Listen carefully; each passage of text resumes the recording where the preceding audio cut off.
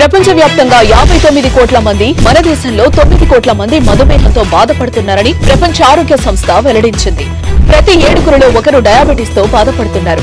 భవిష్యత్తులో ప్రతి 7గురిలో 4 అయ్యే అంచనా. డయాబెటిస్ మీద పూర్తి అవగాహన అందించి డయాబెటిస్ నుంచి తెలుగు ప్రజలను కాపాడే ప్రయత్నం చేస్తోంది సుమన్ టీవీ.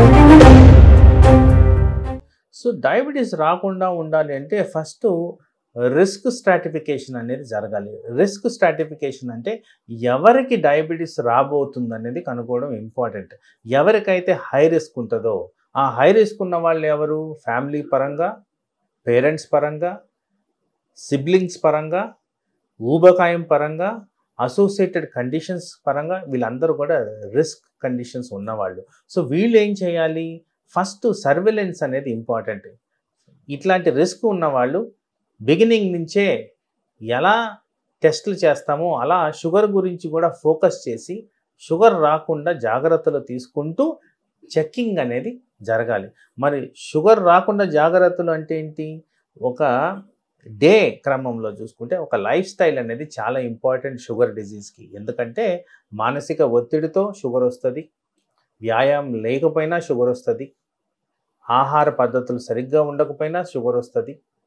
ఇలాంటివన్నీ గమనించుకొని చేయాలి అంటే డైలీ చేసే దినచర్యలు ప్రాపర్గా ఉండాలి. ఈ దినచర్యల్లో ముఖ్యంగా మనం చేయాల్సింది స్లీపింగ్ ప్యాటర్న్ ప్రాపర్గా ఉండాలి. రికమెండెడ్ 7 to 8 అవర్స్ పడుకోవాలి. అది కూడా బిట్వీన్ 10 to 5 or 6. అలాగే బ్రేక్ఫాస్ట్ టైం ప్రకారం చెయ్యాలి. బ్రేక్ఫాస్ట్లో తినాల్సిన సబ్స్టెన్సెస్ ఏవైతే రికమెండ్ చేస్తారో అవే తినాలి. అలాగే లంచ్ రైస్తో కాస్త కూడిన తినొచ్చు. దెన్ డిన్నర్ అర్లీగా ఫినిష్ చేసి బై 8 o'clock ఫుడ్ అనేది కంప్లీట్ చేయాలి. ఇదే చేస్తూ ఎక్సర్సైజ్ పరంగా చూసుకుంటే ఎవ్రీడే ఎక్సర్సైజ్ చేయడం ఇంపార్టెంట్. అలాగే డయాబెటీస్ని రివర్స్ చేసే విధంగా కొన్ని పర్టికులర్ ఎక్సర్సైజెస్ ఏవైతే ఉంటాయో అవి yoga, tai chi, meditation and aerobic exercise ఇవన్నీ కూడా రెగ్యులర్గా పాటించాల్సిన అవసరం ఉంటుంది.